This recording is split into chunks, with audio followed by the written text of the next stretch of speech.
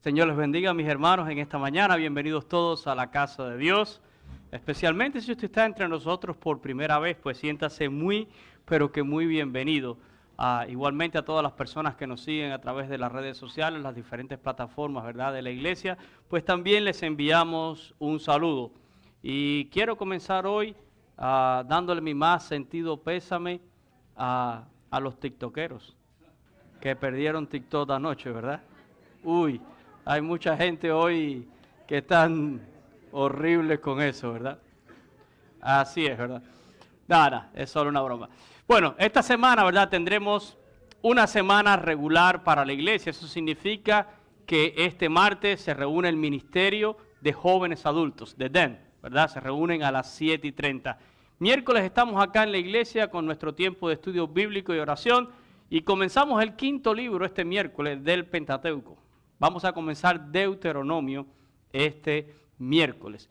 El día viernes estamos con los hermanos en Los Robles a las 4 de la tarde, de 4 a 5. Luego en la noche estamos acá con el ministerio también de jóvenes y el ministerio de padres que oran por sus hijos, que nos reunimos siempre en la carpa. Próximo domingo tendremos nuestros servicios regulares, servicio de adoración en español a las 10 de la mañana, en inglés a las 12 del mediodía y por supuesto las respectivas clases de escuela dominical desde niños hasta adultos, ¿verdad? Fuera de eso, sigo anunciando la cena, ¿verdad?, para el 14 de febrero. Tengo una meta de alcanzar 50 parejas de la iglesia. Estamos cerquita de 30 ya, así que ánimo, ¿verdad? Los que no se han sumado. Miren, las personas me han preguntado esto y quiero aclararlo. ¿Pueden venir novios? Sí, pueden venir novios. ¿Puede venir mi pareja aunque no venga a la iglesia? Pues qué mejor oportunidad que esta para que usted invite a su pareja, ¿verdad?, y se pueda acercar acá. El costo va a ser $60 por pareja. Vamos a tener un buffet de pastas, pero además tendremos un tremendo programa, ¿verdad?, para estar hablando acerca de Dios, del matrimonio, de la familia. Así que por favor, no pierda ida oportunidad. Ida Alberto, ¿dónde está Ida por allá? Ida, ponte en pie, Ida, siempre.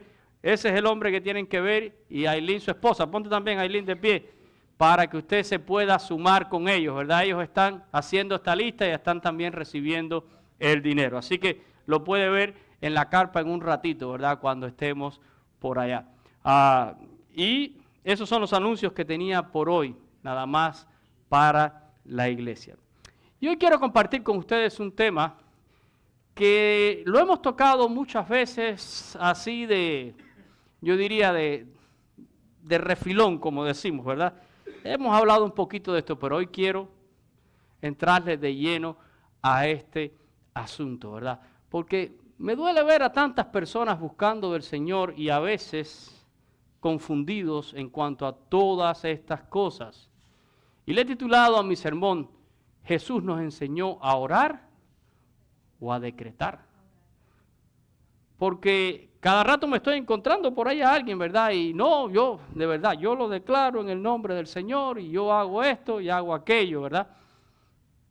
Vamos a ver qué tan bíblico es esto, ¿verdad? Porque yo creo que estamos sufriendo en nuestros tiempos, ¿verdad?, la predicación de falsas enseñanzas y falsas teologías que llevan a veces a prácticas que yo diría son bochornosas.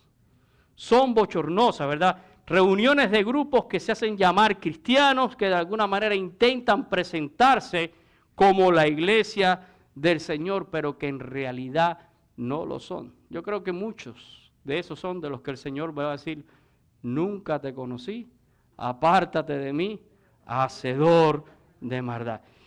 Una de las cosas que más ha dañado, ¿verdad?, es esta teología, esta famosa teología que le llaman la confesión de fe. Miren, si vamos a una teología histórica en la iglesia, una confesión de fe era cuando la iglesia decía en qué creía. Y a eso le llamábamos una confesión de fe. Creemos en esto, como esa canción que cantamos cada rato, ¿verdad? Creemos en Dios el Padre, creemos en Jesucristo, creemos en el Espíritu Santo, que nueva vida da. Eso es una confesión de fe, ¿verdad? Pero esto que están enseñando hoy en día y que se le ha llamado así confesión de fe, es lo que está enseñando a los creyentes a decretar cosas en nombre de la fe. Si tú dices algo y tú lo crees en tu corazón, entonces sucederá. Sí o sí, ¿verdad? Y si no sucede, es entonces porque no tuviste fe para eso, ¿verdad? Y este tipo de confesiones puede ser en un sentido positivo y también puede ser en un sentido negativo. Pero es algo tan peligroso, porque en primer lugar lleva a las personas a un estado en su relación con Dios que no es correcto. No es correcto porque la persona entonces solo tiene que decretar, tiene que creer, y parece que si estas dos cosas se juntan, si la persona lo ha dicho y lo ha creído en su corazón, entonces parece que Dios está obligado a hacerlo. Pero ¿y qué si Dios no lo quiere? ¿Qué si Dios no quiere eso para ti, verdad? En segundo lugar, esta enseñanza y esta práctica lleva a muchas personas a una frustración y a una decepción, porque cuando no reciben lo que supuestamente han decretado, lo que supuestamente han creído en su corazón, terminan desanimándose y concluyendo, ¿verdad? No tengo fe, porque no sucedió lo que yo decreté, lo que yo declaré. Básicamente los que enseñan esta doctrina se basan en las palabras de Jesús que leíamos hoy en nuestra lectura devocional. Y específicamente en el versículo 23. Si regresamos allí, ¿verdad? A ese texto. Miren lo que dice este texto, ¿verdad? Dice, porque de cierto os digo que cualquiera que dijese a ese monte, quítate y échate en el mar, y no dudar en su corazón, si no creyere que será hecho lo que dice, lo que diga, le será hecho, ¿verdad? Miren esto. Jesús está diciendo que cualquiera que dijere, o sea, cualquiera que hable, que diga algo, ¿verdad? Que le diga a un monte, quítate de aquí y échate en el mar, y no lo duda en el corazón, sino que cree que será hecho lo que dice, entonces lo que diga, se hará, o le será hecho, ¿verdad? Y yo tengo que decir que en beneficio de ellos, estas personas hacen una interpretación literal de este texto para apoyar esta teología, ¿verdad? Si yo lo digo y yo lo creo, entonces tiene que ser que va a ser hecho. Pero en la práctica, en la realidad, ninguno de los personajes que exponen estas doctrinas, que enseñan estas doctrinas y que se presentan como grandes hombres de fe o que están en un nivel de fe superior a la mayoría de los cristianos, la verdad ninguno de ellos todavía ha podido decirle a un monte, salte de aquí y échate en el mar, y el monte lo ha hecho. Y si usted lo conoce, por favor me manda el link por WhatsApp para yo poderlo ver. Porque si vamos a hacer una interpretación literaria y tú dices que estás en ese nivel de fe, entonces ¿por qué no has podido decirle a un monte? Arráncate y échate en el mar. Si usted conoce a alguien que lo ha hecho, por favor, me lo envía a mí para yo verlo, ¿verdad? Hermanos, hablar de la fe no es algo sencillo. Y conocemos muchísimos textos que nos hablan acerca de la fe. La Biblia nos habla de la fe salvadora. La fe que nos lleva a creer a todos nosotros en la obra de Jesucristo en la cruz del Calvario. Ahí en Efesios capítulo 2 y versículo 8, ¿qué dice? Por gracia soy salvo por medio de ¿qué? De la fe. Y esto no es de vosotros, sino que esto es don de Dios. Así que esta fe es el medio por el cual nosotros hemos creído. Por ese medio estamos recibiendo una gracia de Dios, que es un regalo que no merecíamos, y Dios nos lo da por medio de la fe. Pero también, por otro lado, la Biblia nos presenta a la fe como un don espiritual. En 1 Corintios, en el capítulo 12, versículos 8 y 9, escribe Pablo allí, dice, porque a este es dada por el Espíritu palabra de sabiduría, a otro palabra de ciencia según el mismo Espíritu, a otros, ¿qué cosa? Fe por el mismo Espíritu, y a otros dones de sanidad por el mismo Espíritu. Y Pablo está nombrando en este texto varios dones espirituales, y entre ellos menciona a la fe como un don que puede dar. Ahora, cuando hablamos de la fe como don, tenemos que separarla de esta fe salvadora que menciona también Pablo en Efesios, ¿verdad?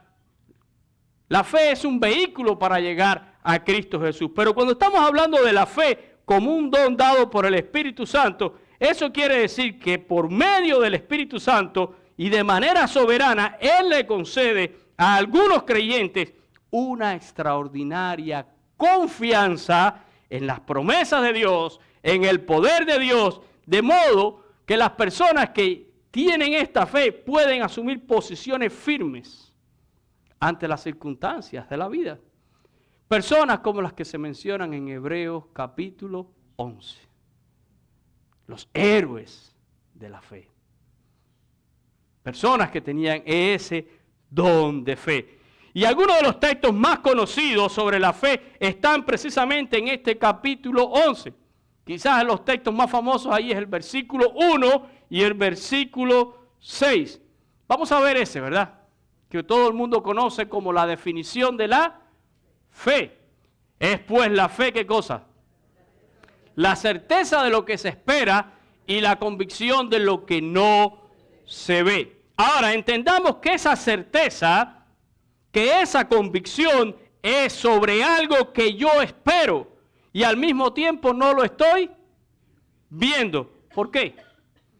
Porque no es una realidad presente, sino que será una realidad futura. Es algo que está por venir. Pero entendamos que no es una realidad que la determino yo. No es una realidad que la decreto yo. Es algo que Dios ha determinado. Es algo que está en la voluntad de Dios. Y yo, aunque no lo he visto, ¿verdad? Tengo certeza y tengo convicción porque Dios lo ha dicho. Y esto me lleva entonces a considerar la soberanía de Dios. Mi fe no espera en lo que yo he decretado, espera en lo que Dios ha determinado, lo que Él ha prometido, lo que Él ha revelado en su palabra, sobre lo cual ya yo tengo una certeza y una convicción. ¿Saben cuál es el primer héroe que se menciona ahí en esta lista? Es Noé. Noé es el primero en la lista. Pero no fue Noé el que decretó el fin del mundo. Noé no dijo yo decreto el fin de este mundo por un juicio de agua, ¿verdad? No, no fue él. Y no dijo y yo decreto que me voy a salvar en un arca. No, no fue Noé. Fue Dios el que vino y trajo esta palabra a Noé. Fue Dios el que decretó el fin de la raza humana en aquel momento. Y fue Dios el que le dijo a Noé que se salvaría en un arca él y su familia. Y Noé creyó a Dios y por 120 años esperó ese diluvio en fe. Y en fe construyó esa arca donde se salvó él y su familia, ¿verdad? Pero Noé no fue el que decretó, fue Dios el que lo hizo, ¿verdad? El segundo en esa lista es Abraham. Y Abraham no decretó y dijo, esta tierra de Canaán yo decreto que va a ser para mi descendencia. No, no lo hizo así Abraham. Fue Dios el que le prometió a Abraham, a tu descendencia daré esta tierra. Y Abraham le creyó a Dios. No es lo que yo he decretado, es lo que Dios ha determinado. Y sobre lo que Dios ha determinado, yo tengo certeza y yo tengo convicción. Lo espero, aunque no lo veo. No estoy esperando en esas otras cosas, ¿verdad? Luego tenemos Hebreos 11:6, otro texto famoso aquí, ¿verdad? ¿Qué dice Hebreos 11:6? Pero sin fe es imposible agradar a Dios, porque es necesario que el que se acerca a Dios crea que le hay y que Él es galardonador de los que le buscan, ¿verdad? Y miren, hay muchas cosas en nuestra vida que deberían estar presentes en cada uno de nosotros para que nuestra vida sea una vida agradable a Dios. Pero particularmente dice el autor de Hebreos que hay una imposibilidad de que nuestra vida agrade a Dios si en nuestra vida no hay ¿qué cosa? No hay fe. Y dice además que el que busca a Dios tiene que creer dos cosas respecto a Dios. Una es que Dios existe y dos, que Él es galardonador de los que le buscan. Hermanos, ¿sería tan absurdo buscar algo que creo que no existe? Porque si usted cree que no existe, ¿para qué lo va a buscar? Es necesario que el que busca a Dios crea que le hay. Busco a Dios porque sé que Dios existe. Con todo y eso hay personas que buscan a Dios a ver si por casualidad Dios existe. A ver si por casualidad yo encuentro a Dios o Dios me encuentra a mí, ¿verdad? Y Dios no se agrada de eso. Y lo segundo es que si estoy buscando a Dios, esto es porque estoy convencido de que Dios es la solución. Dios es la solución. Él es galardonador, premiador de aquellos que le buscan, pero que creen que Él existe, ¿verdad? Pero yo creo que el problema con esto de la confesión de fe es la manera en que estamos enseñando a las personas a buscar a Dios. Cómo las personas están buscando a Dios. Y de ahí el título de mi sermón. ¿Qué es lo que nos enseñó Jesús? ¿Jesús nos enseñó a orar o Jesús nos enseñó a decretar? ¿Qué será lo correcto? ¿Enseñarles a las personas a orar en fe y esperar en Dios o enseñarles a las personas a decretar en fe? ¿Qué será lo correcto? Miren, algunos de los personajes más prominentes de este tipo de teología, y de esos tenemos muchos aquí precisamente en nuestra ciudad, sin mencionar nombres, ¿verdad? Pero los personajes más prominentes de esto hablan siempre del poder de la palabra dicha sobre la palabra escrita. Y no lo digo yo, búscalo en YouTube para que usted lo vea. Estas personas llegan a enseñarle a sus ovejas que hay más poder en la palabra que tú dices que en la palabra que ya Dios ha dado. Y esto es una teología tan, pero tan peligrosa, hermanos, como usted no se lo imagina, ¿verdad? ¿Sabe usted que en el griego del Nuevo Testamento, ¿verdad?, se usan dos palabras, dos vocablos en griego para hablar, esto parece un trabalengua, para hablar de palabra. La palabra palabra tiene dos palabras en griego. Logos y rema. Logos es la palabra escrita, la palabra de Dios en acción. Rema es la palabra, ¿verdad?, que hablamos. Y en el Nuevo Testamento, estos dos términos se usan de manera intercambiable. Sin embargo, los expositores de esta enseñanza hacen una distinción entre estos dos términos. Ellos dicen logo, perdón, yo dije algo mal, yo me equivoqué aquí. El Nuevo Testamento usa los dos términos de manera intercambiable. Los expositores de esta teología son los que hacen una distinción. Dicen, logos es la palabra escrita, rema es la palabra hablada. Pero para ellos la palabra hablada, si es dicha en fe, es igualmente inspirada y toma el poder de la palabra de Dios. Esa es la teología que se está enseñando.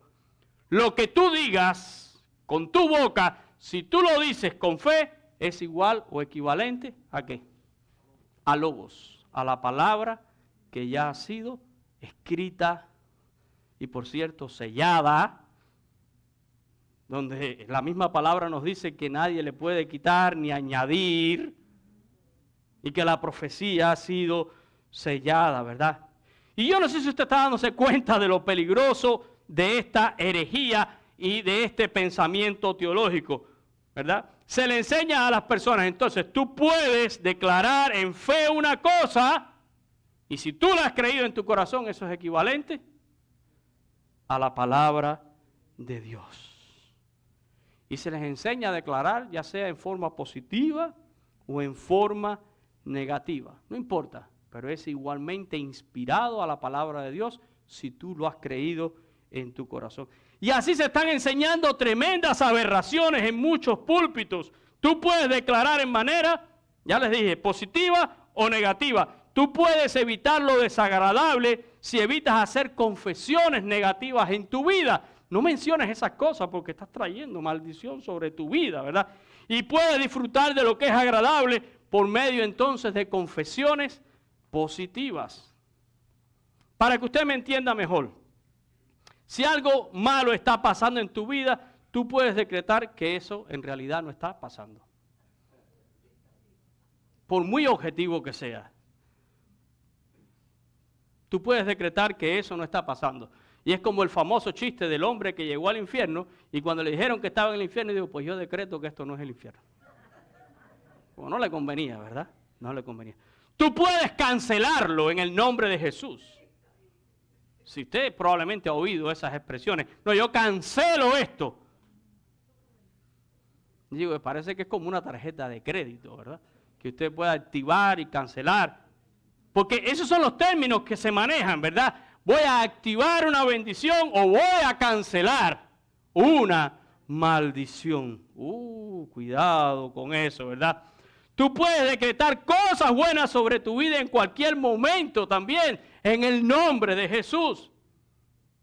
Pero es importante decir que los maestros de esta falsa doctrina también inyectan grandes dosis de positivismo. Todo es triunfalismo. Y se trata de eliminar todo lo negativo, aun cuando la realidad a veces es objetiva y nos está golpeando la cara. Pero tú niégalo, cancélalo, decreta que eso no está pasando. Eso es lo que le están enseñando a la gente. No hables acerca de tu necesidad financiera porque tú entonces estás aceptando la pobreza. Pero no es una vergüenza decir que he tenido una situación financiera. Cualquiera la puede tener. Y no por eso estás aceptando una situación de pobreza. No hables acerca de tu debilidad porque estás aceptando entonces una derrota. No menciones tu enfermedad porque entonces estás impidiendo la sanidad. Pero la pregunta es, ¿y todo esto es bíblico, hermanos? ¿Es bíblico? La respuesta es, no lo es.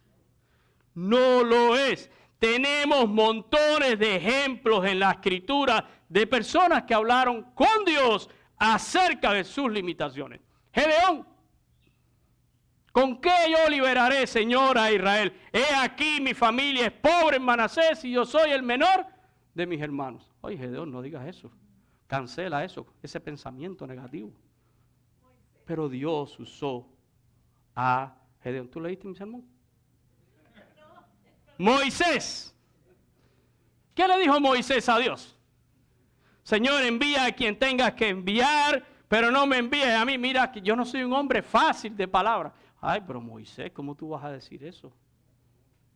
Cancela eso en el nombre del Señor. Declara que tú no eres tardo de palabra, ¿verdad? Y que tienes... No. Pablo, que oraba a Dios, quítame este aguijón de mi carne. Quítame este aguijón de mi carne. Pedro tuvo una confesión negativa. Señor, aléjate de mí porque yo soy un pecador. Hay gente que hicieron confesiones negativas y hablaban de su realidad objetiva con Dios. ¿Y por qué no voy a hablar de mi realidad objetiva con Dios? Pero yo quiero que regresemos allí a nuestro texto original en el Evangelio de Marcos para considerar algunas cosas. Allí en el verso 21 dice que Jesús venía otra vez de Betania para Jerusalén. El día antes había pasado, había maldecido la higuera porque no halló fruto.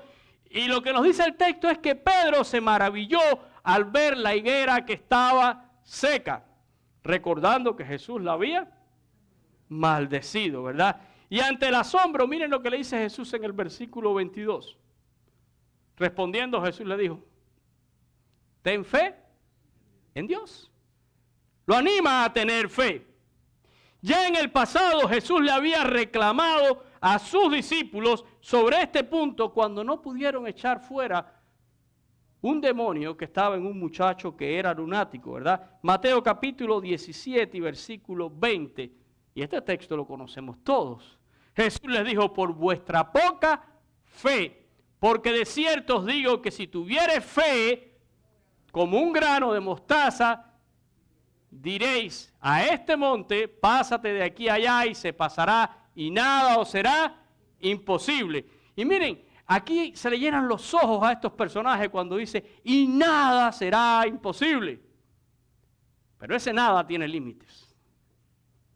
Ese nada tiene límites. Miren el verso 24. Quiero llegar al verso 24. Bueno, vamos a leer nuevamente el 23, perdóname. Porque aquí es donde está todo, ¿verdad? Porque de cierto os digo que cualquiera que, la palabra, cualquiera que decrete, rema. Sí, no de remar, sino la palabra en griego, ¿verdad? A este monte, quítate y échate en el mar, y no dudar en su corazón, si no creyeres que será hecho lo que dijo, entonces lo que dijo le será hecho. Repito, esto no es un cheque en blanco. Esto tiene límites. Aquí hay límites. Y eso es lo que ignoran todas estas personas. Ahora, cualquiera que lee este texto y se queda aquí en este texto nada más, pudiera pensar que Jesús está enseñando a la gente a qué. A decretar. Dilo con tu boca, créelo en tu corazón. Y si yo hubiera cogido este texto nada más y hago un sermón acerca de este texto nada más y quiero enseñar esto, estoy seguro que muchos se lo van a tragar facilito. Pero un texto fuera de su contexto se convierte en un pretexto. Vamos a ver el verso 24 y miren cómo comienza este texto. Comienza con la expresión, por tanto, lo cual me dice que lo que va a decir Jesús ahora es la conclusión o la consecuencia de lo que ha dicho antes. Por tanto, y aquí viene la conclusión de Jesús, os digo que todo lo que pidiereis... un momento. Vamos por parte aquí. Lo primero que está diciendo Jesús, que la manera entonces de pedirle a Dios no es decretando, sino orando. Todo lo que pidiereis, orando. Creerlo, ¿verdad? Créelo en tu corazón y dice, y lo recibiréis y os vendrá. Ahora, habla de pedir a Dios en oración. Y hay una diferencia entre orarle a Dios en fe, creyendo que Dios puede hacer, y darle órdenes a Dios, decretando cosas. Pero tenemos que entender bien. Yo quiero que ustedes entiendan bien la relación entre orar, esperar y creer que voy a recibir algo. Porque no lo podemos hacer solamente a través de este texto. La Biblia es una gran unidad. Y nosotros tenemos que considerarlo todo, ¿verdad? Nunca se puede hacer teología de un solo versículo. Ya lo dije, un texto fuera de su contexto se convierte en un pretexto. Y el punto principal a considerar es el marco de la voluntad de Dios. Lo más importante a considerar aquí es el marco de la voluntad de Dios. Por eso les estoy diciendo que no es un cheque en blanco, que esto tiene límites. Y ese límite se llama la voluntad de Dios. El creyente no puede vivir ajeno a la voluntad de Dios. Y es en ese marco de la voluntad de Dios donde nosotros estamos llamados a movernos e incluso a orar. Orar dentro de la voluntad de Dios. Efesios capítulo 5, versículo 17. Miren lo que dice el apóstol Pablo. Por tanto, no seáis insensatos, sino entendidos de cuál sea. Porque cuando los cristianos tratan de moverse fuera de la voluntad de Dios, somos insensatos. El cristiano tiene un llamamiento a ser entendido que es la voluntad de Dios. O sea, ¿querrá Dios que tú seas millonario? Decreta que tienes $1 millón y créelo en tu corazón. Y vete mañana al banco. A ver qué va a pasar. ¿Está eso dentro de la voluntad? Sí, mire, si dentro de la voluntad de Dios está que seas millonario, de alguna manera te va a llegar el millón, ¿eh? Pero ¿y si no? Pero ¿y si no? Tenemos que aprender a considerar la voluntad de Dios. Y la mayoría de las personas que decretan cosas en fe, ya sean positivas o ya sean negativas, pasan por alto la voluntad de Dios. Porque es lo mismo cuando usted dice, yo declaro que no tengo este cáncer. Pero ¿y si Dios quiere que tú pases por el cáncer? Y a algunos esto les es una palabra dura, ¿eh? No, ¿cómo Dios va a querer que yo pase? Bueno, ¿qué? ¿No quiso Dios que Job pasara por todo lo que tenía que pasar? Tenía un proyecto.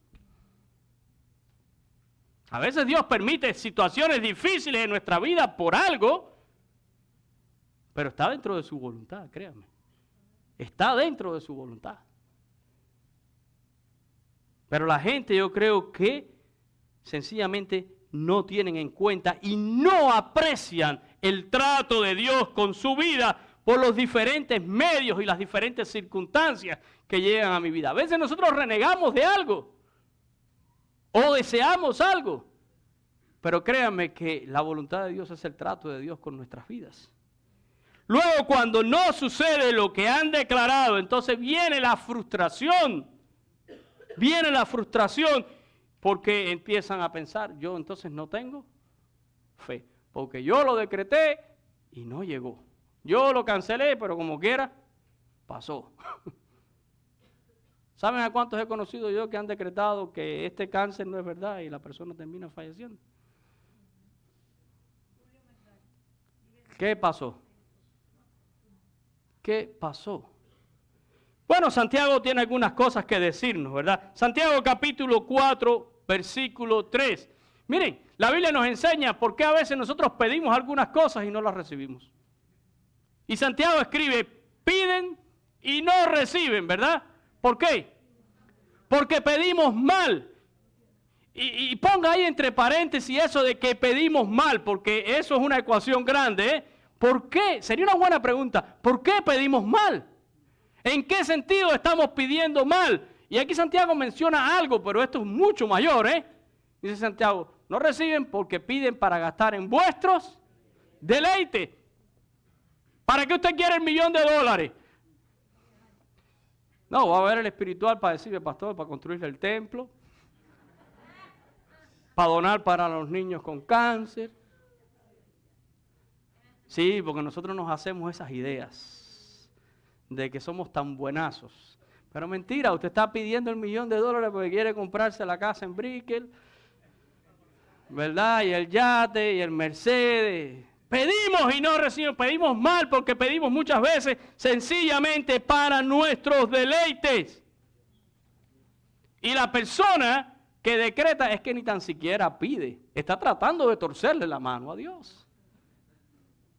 Porque el que decreta ni tan siquiera le está pidiendo, está tratando de ordenarle a Dios. Y eso es una cosa absurda, eso es una burla a nuestro Dios. Absurdo completamente. Y yo quiero decirte algo muy importante en esta mañana. Y quiero que lo guardes en tu corazón. El deseo del corazón humano no es el criterio por el cual se determina la voluntad de Dios. Se lo repito. El deseo del corazón humano no es el criterio por el cual se determina la voluntad de Dios. Dios no determina su voluntad por lo que tú deseas en tu corazón. Y yo sé lo que está algunos diciendo, bueno, pero la Biblia dice, deleítate a sí mismo, Jehová, y Él te concederá las peticiones de tu corazón. Sí, pero el deleite ese, ¿dónde está? En Jehová. Hay una condición y deleitarse en Dios es incluso el aprender a considerar la voluntad de Dios para mi vida. El hacer tu voluntad, Dios mío, me ha agradado y tu ley está en medio de mi corazón, ¿verdad? Y ahí es donde está. También Santiago dice que no debemos dudar. Santiago capítulo 1 y versículo 6. Dice, pero el que pida, pero pida con fe, no dudando nada, porque el que duda es semejante a la onda del mar que es arrastrada por el viento y echada de una parte a otra. Y claro, no pido a ver si pasa. Yo creo que Dios puede hacer. El problema es qué es lo que usted le está pidiendo a Dios que haga. Y si usted está pidiendo dentro del marco de la voluntad de Dios, el hecho de que tengamos fe y no dudemos no implica que podemos pedirle a Dios cualquier cosa. El hecho de que yo crea que Dios puede hacer cualquier cosa no es una licencia para que yo le pida a Dios cualquier cosa, y mucho menos para que yo le dé órdenes a Dios. Y tenemos que considerar, y este texto, miren, de todos los textos que he puesto esta mañana, quédese con este. Primera de Juan 5, versículos 14 y 15. Miren lo que dice Juan aquí. Y esta es la confianza que tenemos en Él, que si pedimos alguna cosa, conforme a qué, a su voluntad, que si pedimos, usted quiere de verdad recibir, pida en la voluntad de Dios. Dice Juan, esta es mi seguridad, esta es mi confianza, que si yo le pido cualquier cosa, pero ese cualquier cosa tiene límites. Y ese límite es la voluntad de Dios. Si pido cualquier cosa conforme a su voluntad, en primer lugar dice que Dios me qué. Que Dios me oye. Y después dice en el 15, y si sabemos que Él nos oye en cualquier cosa que pidamos, obvio dentro de su voluntad, sabemos que qué. Como dicen los americanos, you got it. Ahí lo tienes, ¿verdad? Sabemos que tenemos la petición que hayamos hecho. Si pides en la voluntad, Él te oye. Y alguno dirá, ¿y si pido fuera de la voluntad, será que Dios no me oye? Bueno, yo creo que Dios oye, que Dios escucha, pero sencillamente no atiende a algo que está fuera de su voluntad. Y esta es una respuesta a la oración. La respuesta de una oración que sea fuera de la voluntad de Dios, ¿cuál va a ser? No. La respuesta es que a nadie le gusta. Pero Dios responde sí, no y sí, pero todavía no. A veces nos toca esperar, ¿eh? Puede ser que usted pida algo que esté en la voluntad de Dios, pero tampoco es el tiempo. Tampoco es el tiempo y te toca esperar en Dios. Pero si tú pides fuera de la voluntad de Dios, ya tienes tu respuesta, es no. Y no es una respuesta y algunos no se conforman. Dios ha dicho que no. Y aquí llegamos nuevamente al tema de la soberanía de Dios y de su voluntad. Yo acabo de decirles a ustedes, ¿verdad?, que los deseos del corazón humano no son el criterio que mueve para determinar la voluntad de Dios. La realidad es que la Biblia nos enseña que el hombre incluso puede estar en momentos que no sabe ni tan siquiera qué pedirle a Dios. La Biblia nos enseña que en este mundo nosotros, aún los cristianos, podemos estar en medio de una situación que no sabemos ni qué decirle a Dios. ¿Y cuál es nuestra confianza en ese momento? Pues lo que dice Pablo en Romanos capítulo 8, versículos 26 y 27. Y es la intercesión del Espíritu Santo. Y entiendan esto. Usted puede estar en un momento de su vida donde usted no sabe ni qué decirle a Dios, ni qué pedir en medio de esta situación. Mucho menos decretar o cancelar o hacer o decir. Hay momentos en la vida en que estamos que solo le decimos a Dios, Señor, aquí estamos. Aquí estoy. Y dice la Biblia que en ese momento, miren lo que pasa, dice, y de igual manera el Espíritu nos ayuda en nuestra debilidad. Pues, ¿qué hemos de pedir como conviene? No lo sabemos. A veces estamos que no sabemos qué pedirle a Dios. Pero el Espíritu mismo intercede, dice, por nosotros con gemidos indecibles. ¿A usted eso le parece bueno? Pero ¿saben por qué es bueno? Por lo que dice el próximo versículo. mas el que escudriña los corazones sabe cuál es la intención del Espíritu, porque conforme a qué, a la voluntad de Dios, es que el Espíritu Santo intercede por usted. No es que el Espíritu Santo está diciendo, ay, ahí está este pobre afligido porque no le llegó su millón.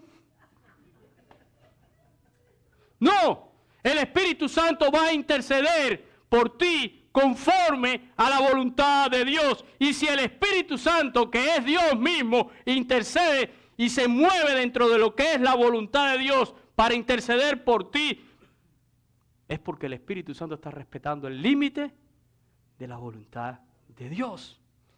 Y la pregunta es, ¿quién eres tú? ¿Quién eres tú para ordenarle a Dios?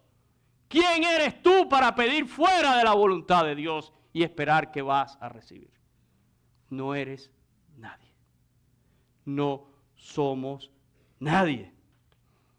Y tenemos que considerar la evidencia y la realidad de la Biblia, de la palabra hablada, escrita y sellada que está aquí. ¿Saben? En Getsemaní, Lucas capítulo 22 y versículo 42. En Getsemaní, la famosa oración de Jesús. Padre, si tú quieres, pasa de mí esta copa, pero no se haga mi voluntad, sino la tuya.